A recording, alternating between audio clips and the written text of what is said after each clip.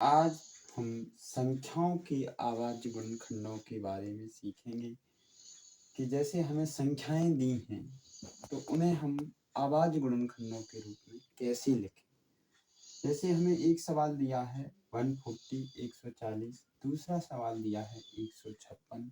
इनके आवाज़ गुणनखंड कैसे ज्ञात करना है वो हम आज सीखेंगे। जैसे ये 140 लिखा है तो इसको मैं कैसे करूं। सर्वप्रथम 140 में छोटे से छोटे अभाज्य गुणनखंड से इसमें भाग देंगे तो 2 से कट रहा है, 2 सत्ते 14, फिर पुनः 2 से कट रहा है तो 2 से 70 को काटेंगे, 2 तिहाई 6, 2 पंचे 10, फिर 5 से काटेंगे, 5 सत्ते 35 और फिर डायरेक्ट किससे कट रहा है 7 एकम 7। तो 140 के अभाज्य गुणनखंड क्या होंगे? 2 गुणे 2 गुणे 5 गुणे 7। इसको हम इस रूप का, क्योंकि 2 गुणे 2 दो बार आया है इसलिए मैं इसको लिखूंगा 2 की पावर 2 गुणे 5 गुणे 7। ये हमारा आंसर होगा। ठीक उसी प्रकार से 156 के अभाज्य गुणनखंड ज्ञात करें तो कैसे ज्ञात करेंगे? पुनः सॉल्व लिख करके 156 के अभाज्य गुणनखंड ज्ञात करें तो सर्वप्रथम 2 से कट रहा है तो 2 से काटेंगे, 2 सत्ते 14, हासिल का 1 बचा है तो 2 अट्ठे 16, पुनः 2 से काटेंगे, 2 तिहाई 6, 1 हासिल की बची, अंक तारा 8 का तो 2 नम 18। आगे हम 3 से कट रहा है, अब 2 से नहीं कटेगा तो 3 एकम 3, 3 त्रिका 9। अब 13 से ही कटेगी संख्या तो 13 एकम 13। 156 के अभाज्य गुणनखंड क्या होंगे? 2 गुणा 2, 3 गुणा 13। क्योंकि 2 बार पुनः है तो इसको 2 की पावर 2 लिखा जाएगा और 3 गुणे 13। तो इसको अभाज्य गुणनखंडों के रूप में इसी प्रकार से लिखा जा सकता है। होमवर्क के रूप में आपको एक सवाल दिया गया है 500 के अभाज्य गुणनखंड ज्ञात कीजिए। 460 आएगा, मासा कितना आएगा? दोनों विधि से लासा और मासा ज्ञात करना सीखेंगे। जिसमें पहला सवाल हमें दिया है 26 और 91। तो हम इसको कैसे करें? सर्वप्रथम हम 26 और 91 के अभाज्य गुणनखंड ज्ञात करेंगे। जैसे हम 26 के पहले अभाज्य गुणनखंड ज्ञात करें तो क्या होंगे? 2 से डिवाइड करें, 2 एकम 2, 2 तिहाई 6, पुनः 13 एकम 13 तो 26 के अभाज्य गुणनखंड होंगे 2 गुणे 13। ठीक इसी प्रकार 91 के अभाज्य गुणनखंड ज्ञात करें तो सर्वप्रथम ये 7 से कटेगा, 7 एकम 7, 2 बचे 7 × 21। फिर हम देखो बेटा 13 एकम 13, इसके भी अभाज्य गुणनखंड लिख लेंगे तो 91 के अभाज्य गुणनखंड क्या होंगे? 7 गुणे 13।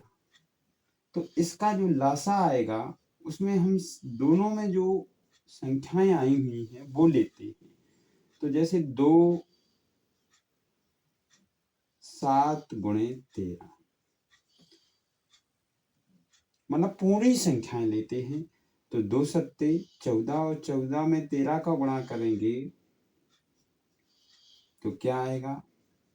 13 चौके 52, 2, 13 एकम 13 और 5 18, 182। 26 और 91 का जो लासा होगा वो 182 होगा। मासा वह होता है जो दोनों में क्या हो? उभयनिष्ठ हो, यानी कॉमन हो। तो 13 इसमें है, 13 इसमें है, तो इन दोनों संख्याओं का मासा कितना हो जाएगा? 13। लासा 182 और मासा 13। ठीक उसी प्रकार से यहाँ भी हम दूसरे सवाल को सॉल्व करें तो 510 के पहले अभाज्य गुणनखंड करेंगे बच्चों। हमने आपको पिछली वीडियो में आपको अभाज्य गुणनखंड निकालना सिखाया था। कैसे ज्ञात करते हैं, यहाँ करते हैं। सर्वप्रथम 2 से 2 दूना 4, 1 बचा, 2 पंचे 10, फिर से 1 बचा, 2 पंचे 10। 3 से कट रहा है, अब तो 3 से काटेंगे। 3 8 24, तो 1 बचा, 3 5 15। अब 5 से कट रहा है, तो 5 एकम 5, हासलाई 3, 5 सत्ते 35, 17 एकम 17।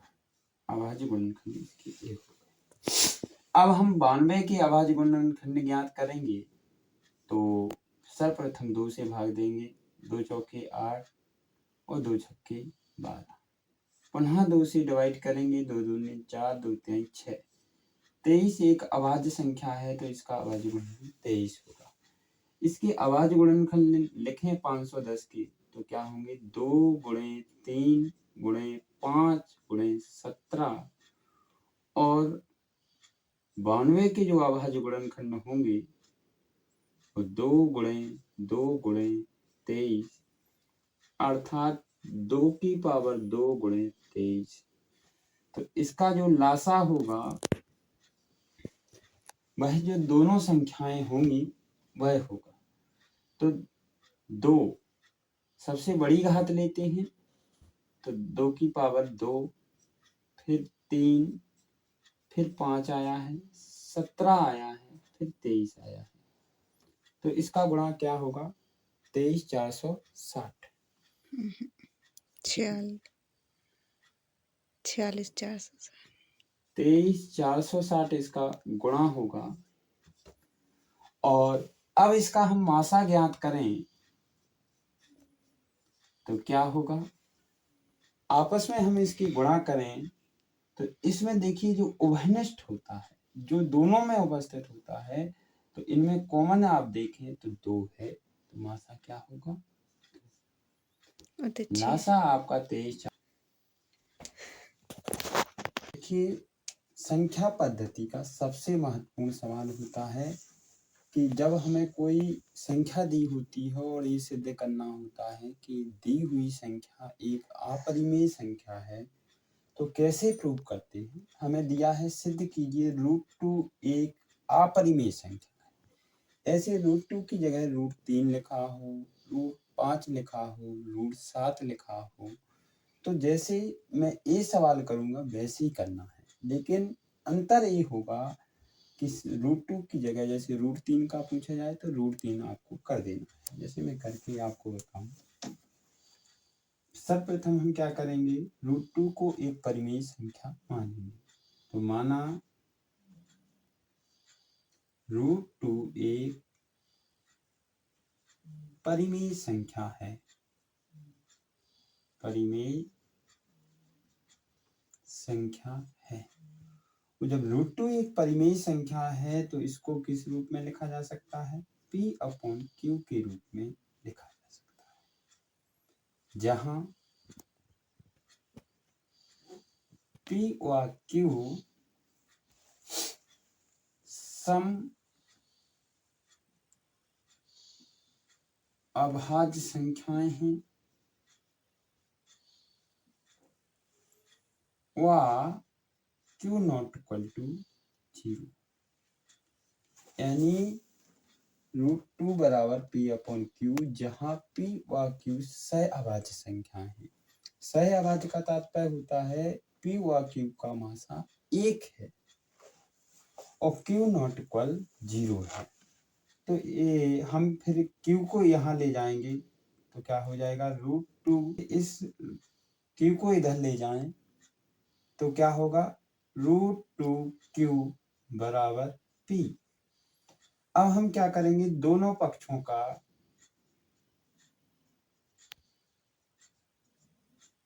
वर्ग कर देंगे।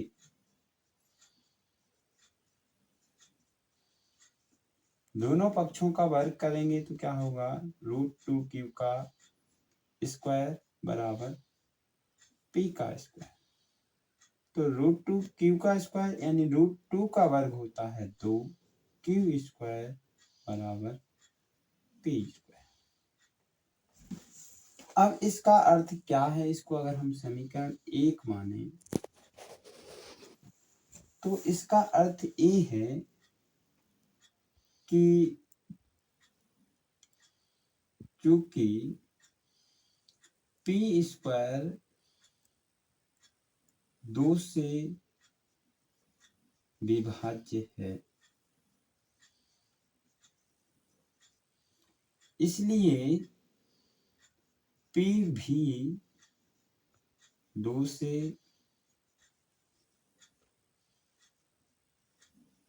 विभाज्य होगा।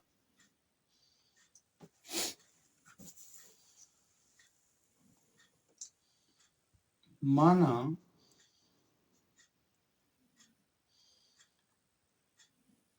P बराबर 2m, समीकरण 1 में हम P बराबर जो 2m माना है वो हम समीकरण 1 में रख देंगे, तो होगा क्या?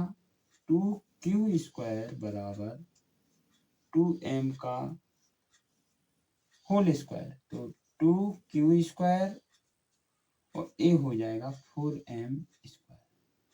2 से 4 को काटेंगे तो क्या होगा? q स्क्वायर बराबर 2m स्क्वायर। अतः q स्क्वायर 2 से भाज्य है, इसलिए q भी 2 से भाज्य होगा। इसको समीकरण 1 माना था, इसको समीकरण 2 मान लें तो समीकरण 1 व 2 से स्पष्ट है कि P व Q सहभाज्य संख्याएं हैं।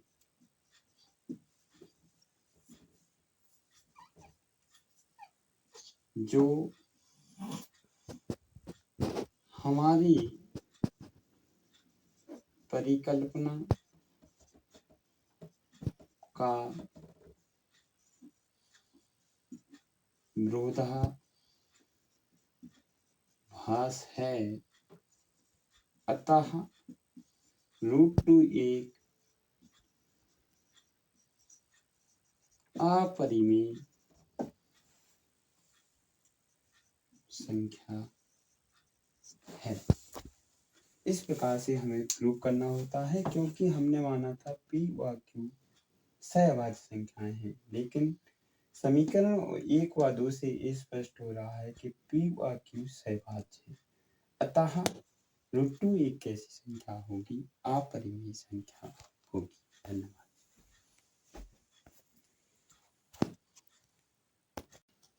आज दो संख्याओं तथा लासा और मासा के मध्य संबंध जानेंगे, जो बोर्ड परीक्षा की दृष्टि से अत्यंत महत्वपूर्ण है।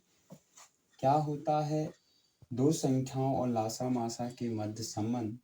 तो पहली संख्या गुणे दूसरी संख्या बराबर लासा गुणे मासा।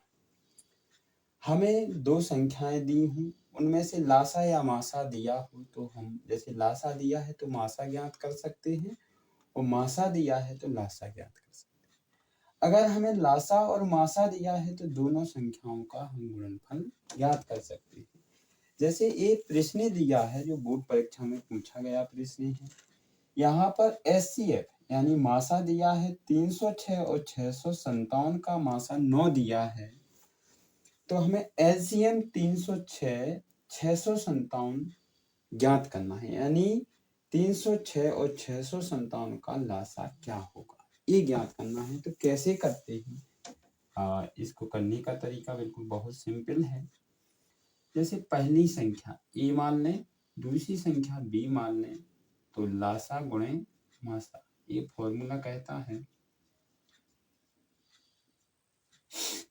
पहली संख्या आपकी 306 है, और दूसरी संख्या 657 है, जिसमें मासा कितना दिया, HCF 9 दिया है।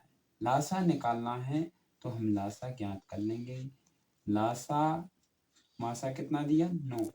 अब क्योंकि इन 9 गुणा में है, इधर आएंगे तो भाग में चले जाएंगे, तो क्या हो जाएगा, लासा बराबर 306 गुणे 657 बटी कितना, 9। हम भाग देंगे तो 9 7 63 होता है, 2 बचे 9 3 27, तो 306 गुणे 73, 73 का इसमें गुणा कर दें, 3 18 और 3 का 9, पुनः करेंगे 7 42 और 7 21, तो 8 एकम 8,